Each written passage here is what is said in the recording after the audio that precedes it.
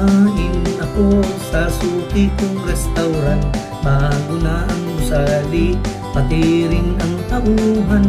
At in-order kong muli ang butaheng number 1. Ngunit di tulad dati, lasa'y di na malinamnam. At ang sabi ng waiter, wag daw akong magagalit, pagkat ang putahe raw ay luto ng bagong chef. At may reseping bago raw siya na ipinalit, na mas masarap pa raw dahil sangkap ay imported. Bakit ba kinalitan ng suki kong restaurant? Marami di gusto at may nanghihinayang, kung hindi rin lang naman lasa'y mapapantayan, mas mabuti pang nanatili na lang.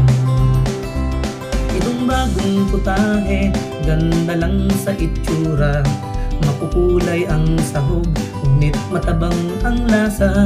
Kahit na itong amoy pa'y nakakahalina, nakabubusog lamang ngunit kulang sa sustansya.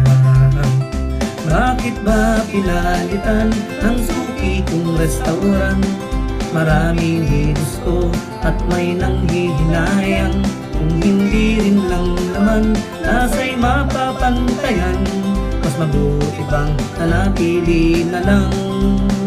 Sabi nga ni Malagtas, ang simpleng pangungusap sa kagustuhang ito ay lalo pang sumarap. Lagi nang nagpapalit, lagi ring naghahanap ng letra na bagay, ang lasa ay umalat.